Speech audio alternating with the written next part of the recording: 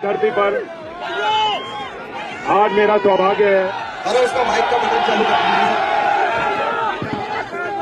राम साहब, आगरा की इस धरती पर मेरा सौभाग्य है कि उत्तर प्रदेश के भविष्य और आपके आशीर्वाद से होने वाले मुख्यमंत्री माननीय अखिलेश यादव जी के साथ मैं इस रथ पर सवार हूं।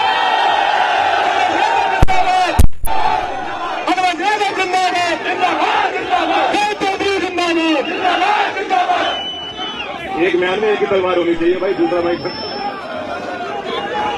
आने वाली 10 तारीख को आपको सबको बहुत ही महत्वपूर्ण और गंभीर फैसला लेना होगा, और ये फैसला सिर्फ आगरा की तकदीर नहीं तय करेगा या सिर्फ उत्तर प्रदेश की। वाकई हमारा प्रदेश पूरे देश में पिछड़ रहा है। सबसे पिछड़े और गरीब राज्यों में जब गिनती होती है, हाँ, ठीक है बहुत बुरा लगता है, हाँ, लेकिन यूपी की गिनती हमेशा उसमें होती है। और जब तक उत्तर प्रदेश में विकास की एक नई लहर हम लोग पैदा नहीं करेंगे, ये देश में तरक्की संभव नहीं है। और अगर वो तरक्की लानी है, मैं आपका ध्यान लाना चाहता हूं, जो आरएलडी की हरी टोपी आपको दिख रही होगी उस पर ध्यान दो। 2 नारे लिख रहे हैं, एक है किसान एकता जिंदाबाद और दूसरा भाईचारा जिंदाबाद। ये 2 नारे हैं, ये 2 नारे बहुत ताकतवर हैं। जब आप जोर से नारों को लेते हो, भाजपा वाले बिल में जाके छूट जाते हैं, उनकी बोली बंद हो जाती है, कोई जवाब नहीं दे पाता, उन्हें सांप सूंघ जाता है, क्योंकि ना तो वो किसान को एक होते देखना चाहते हैं, ना ही वो गंगा जमुनी तहसील को बचा के रखना चाहते हैं। और मैं नौजवानों कहना चाहता हूँ, नया जमाना है, व्हाट्सएप पे नई नई चीजें आ जाती हैं बहुत तेजी से, हमारी भावनाएं भड़क जाती हैं। बड़े होशियारी से आपको काम लेना हो, बहुत होशियारी से और सतर्क रह के काम लेना हो। अब यहाँ कितने नौजवान कुंवारे हैं? तो सारे कुंवारे। भाईचारा इसलिए जरूरी है क्योंकि अगर लड़की वालों को भनक लग गई कि 2 भाई आपस में लड़ते रहते हैं तो कुंवारे ही रह जाओगे भाई। शादी नहीं होगी तो शादी नहीं होगी, नौकरी नहीं मिलेगी, दोनों काम नहीं हो सकते। तो इसलिए भाईचारा जरूरी है। इसे जोर से नारा लो, भाईचारा, किसान एकता। मुझे तो लग रहा बाबा गए हो। गर्मी है, इस गर्मी को बना के रखना। और मैं आपको वादा कर रहा हूं, अखिलेश जी के जहन में हमेशा आगरा उनके दिल में रहा है। और जब मिलकर आप हमें आशीर्वाद दोगे और मिलकर हम सरकार बनाएंगे, लखनऊ में बैठेंगे, लखनऊ की गद्दी पर, तो आगरा के नौजवानों के साथ और आगरा के किसानों के साथ पूरा न्याय होगा। प्रदेश की मानचित्र में आगरा की एक विशेष तस्वीर होगी। बाबा जी तो समझते नहीं इन बातों को, बाबा जी नहीं समझते इन बातों। वो एक ही बात जानते हैं, उनका भाषण जिन्ना से शुरू होता है, औरंगजेब को गाली देते हैं, और जब फिर कुछ समझ में नहीं आता तो पाकिस्तान पाकिस्तान चिल्लाना शुरू करते हैं। और जब हम दोनों बात करेंगे, आप सुनेंगे अखिलेश जी बोलते हैं एक्सप्रेसवे से शुरू करते हैं, वो आईटी सेक्टर की बात करते हैं, नौकरी और किसान की हम लोग बात करते हैं। तो फर्क साफ है। तो इसलिए बड़ी उम्मीद के साथ मैं आपके बीच आया हूँ। कुंवर चंद वकील जी आपके यहाँ के प्रतिनिधि हैं, आपके उम्मीदवार, बड़े व्यक्ति हैं, और मैं जानता हूं कि लड़ना ये जानते हैं, इन्होंने खूब संघर्ष किया। अगर आप मुझे ताकत देना चाहते हो, अखिलेश जी को ताकत देना चाहते हो, तो कुंवर चंद वकील जी को सारी वोट घर की, मोहल्ले की, गांव की, कॉलोनी की सब दिलाइए। धन्यवाद। जय हिंद, जय भारत। विनय अग्रवाल जी का भी क्षेत्र लगता है आगरा दक्षिणी से। विनय अग्रवाल जी का ख्याल रखोगे नहीं रखोगे? धन्यवाद। ज्ञानेंद्र गौतम जी के वोटर हैं नहीं? धन्यवाद।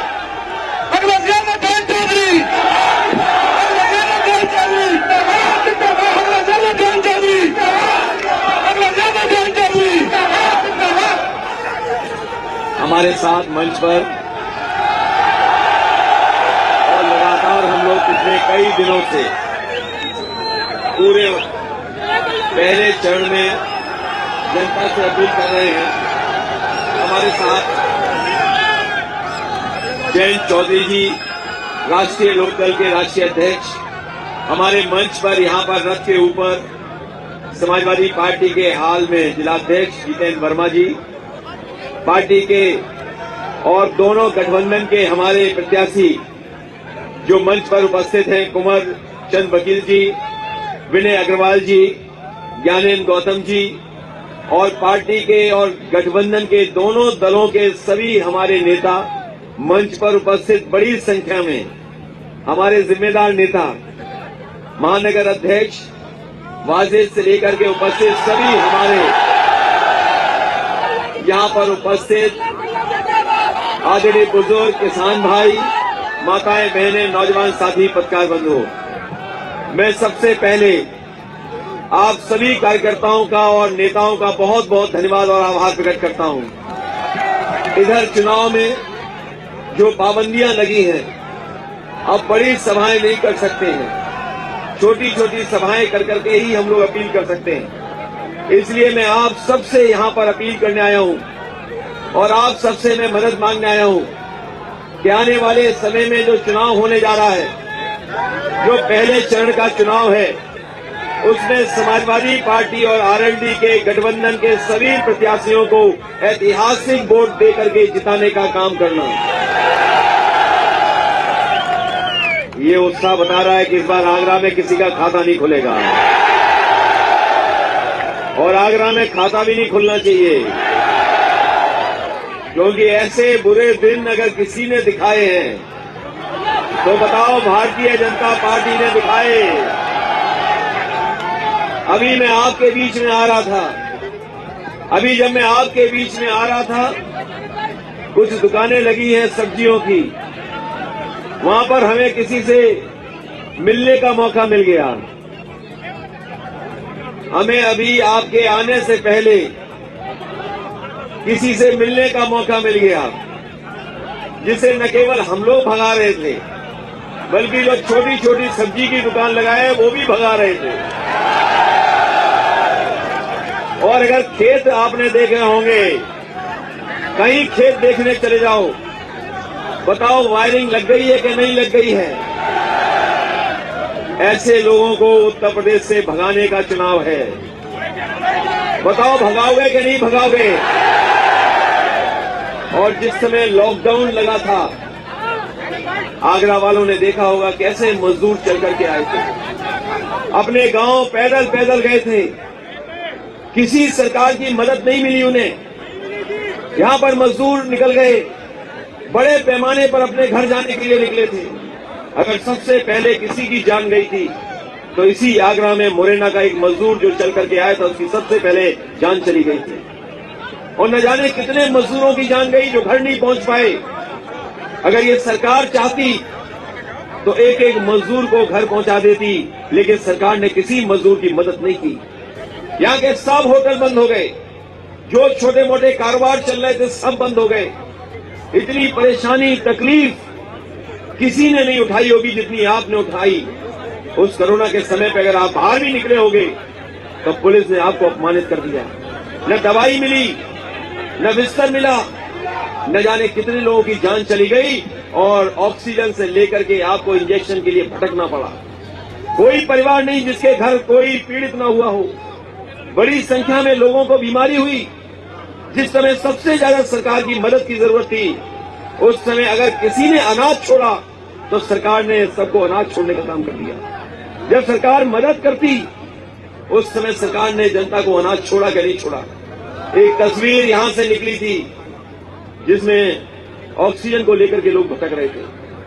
आपने ऑक्सीजन को लेकर के भटकते लोग देखे, बताओ देखे कि नहीं देखे। ये सरकार ऑक्सीजन नहीं दे पाई जो सांसों के लिए सबसे जरूरी चीज थी। और हर बहुत सारे यहाँ लोग होंगे जिनके परिचित लोग हमारे बीच चले गए। तमाम लोग हो सकता है यहाँ ऐसे हो जिनके परिवार का कोई न कोई सदस्य उस समय बीमारी की वजह से चला गया। हमारी समाजवादी पार्टी के पूर्व में रहे महानगर अध्यक्ष भी इसी बीमारी से पीड़ित हुए। उनके परिवार के लोग और उनके सहयोगी साथी जो मदद कर सकते थे करते रहे। अस्पताल में अच्छा इलाज कराया, लेकिन इलाज न मिलने के कारण और समय पर इंजेक्शन न मिलने के कारण बताओ उनकी जान चली गई थी कि नहीं चली गई। और ये इंजेक्शन कौन बांट रहा था? सरकार को बांटना था कि डॉक्टर को बांटना था? ये सरकार बांट रही थी। बीजेपी वालों ने और बीजेपी वालों की नाकामी की वजह से लोगों की जान चली गई। और लॉकडाउन के समय वो देखा हो, एक मां अपने बेटे को सूटकेस में ले जा रही थी। बेटा सोता जा रहा था, सोता हुआ जा रहा था। अगर समाजवादी सरकार होती और अगर उसकी मां की मदद करनी पड़ती तो चाहे हमें जिलाधिकारी की गाड़ी छीननी पड़ती, गाड़ी में बैठा करके मां और बेटे को घर पहुंचाने का काम करते। ये समाजवादी लोग हैं। ये बाबा मुख्यमंत्री, क्योंकि उनका परिवार नहीं है इसलिए वो परिवार का दुख दर्द नहीं समझ सकते। याद रखना, एक परिवार वाला ही परिवार वालों के दुख दर्द समझ सकता है। बताओ बाबा मुख्यमंत्री कैसे समझेंगे परिवार का दुख? और जहां तक विकास का सवाल है, बताओ आगरा स्मार्ट सिटी है। आगरा वालों बताओ किस कोने से मैं देखूं कि आगरा स्मार्ट सिटी है? किस जगह जाकर के देखूं? और अगर ये मेट्रो बन रही है तो बताओ किस पार्टी की देन है? अगर किसी ने मेट्रो बनाई है तो समाजवादी लोगों ने मेट्रो आगरा को दी है। ये आगरा लखनऊ एक्सप्रेस वे, इसमें कभी कभी बड़ी रफ्तार से आप लोग चलाते हो गाड़ियां और मोटरसाइकिल, किसने दी है बताओ? और यही नहीं, ये जो इनर रिंग रोड आधी अधूरी अभी तक पड़ी हुई है, अगर किसी ने इनर रिंग रोड आगरा को दी तो समाजवादी लोगों ने देने का काम किया। और यही नहीं, जब आगरा ने कुछ नहीं दिया, एक विधायक जिताया तब इतना कुछ दिया। अगर आगरा के लोग समाजवादी पार्टी के सब विधायक जिता देंगे तो दुनिया में अगर ताजमहल का नाम है तो समाजवादी लोग आपको भरोसा दिलाते हैं कि दुनिया में आगरा का भी एक स्थान होगा। आगरा को भी कम से कम अच्छा शहर बनाने का काम करेंगे। ये बीजेपी के लोग नफरत का कारोबार करते हैं, नफरत का कारोबार। इन्हें मोहब्बत के शहर से कोई लगाव नहीं है, और अगर लगाव होता तो यहाँ के कारोबार की मदद होती। यहाँ पर इतना बड़ा कारोबार है, लेदर फैक्ट्रीज, जूते बनाने का इतना बड़ा कारोबार है, उस कारोबार की भी कोई मदद नहीं हुई। यहाँ जितने हस्त शिल्पकार लोग हैं, हैंडीक्राफ्ट के लोग हैं, हैंडीक्राफ्ट का भी बड़ा कारोबार है जिससे कहीं न कहीं आम लोग भी जुड़े हुए हैं।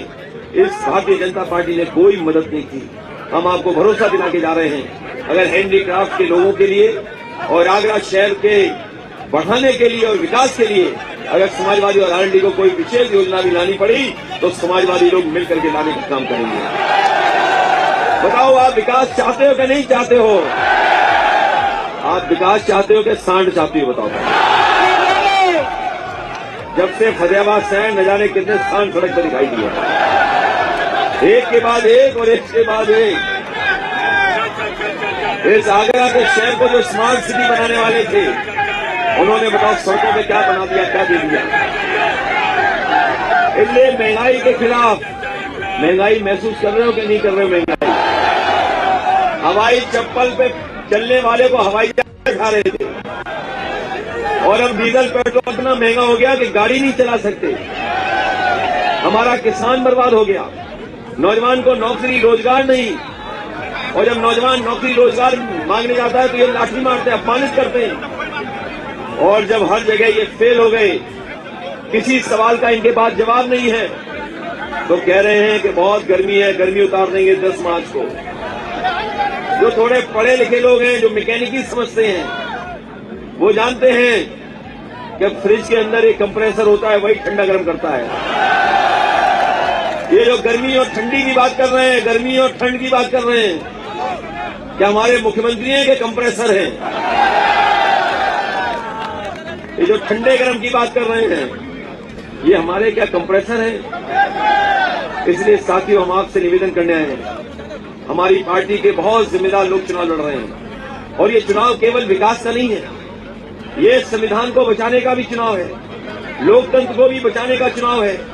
इसलिए मैं समाजवादियों के साथ साथ अम्बेडकरवादियों से भी हम अपील करना चाहते हैं कि इस लड़ाई में हमारी मदद करें, सहयोग करें, जिससे आने वाले समय में हम लोग मिलकर के इस संविधान को बचा सकें जो बाबा भीमराव अम्बेडकर जी ने हम लोग को संविधान दिया है। बताओ, संविधान बचाने का चुनाव है कि नहीं है? तो इसलिए समाजवादी और अम्बेडकरवादी एक हो जाएं, यही अपील करने आया हूं मैं, यही निवेदन करने आया हूं कि आप सब लोग मिलकर के हमारे गठबंधन के प्रत्याशियों की मदद करना। मैं एक बार फिर जो मंच पर हमारे साथ हैं, समाजवादी पार्टी के प्रत्याशी विनय अग्रवाल जी, ये व्यापार को समझते हैं, व्यापारी संगठन के हैं और इन्होंने ठाना है, इन्होंने मन बनाया कि इस बार भारतीय जनता पार्टी को सबक सिखाएंगे। अगर सबसे ज्यादा नुकसान किसी का हुआ तो हमारे व्यापारियों का नुकसान हुआ, कारोबारियों का नुकसान हुआ। बताओ, कितने दिन शोरूम बंद रहा आपका? 2 साल शोरूम बंद हो गए। बताओ, बर्बाद कर दिया इस सरकार ने कि नहीं कर दिया? और केवल शोरूम कारोबार नहीं बर्बाद हुआ, हमारे छोटे कारोबार करने वाले छोटे छोटे कारीगर, मजदूर, गरीब सब बर्बाद कर दिया। इसलिए हम आपसे निवेदन करना चाहते हैं कि हमारे विनय अग्रवाल जी हैं, कुंवर चंद वकील साहब हैं, कुंवर चंद वकील जी हैं, इनकी भी मदद करना, सहयोग करना।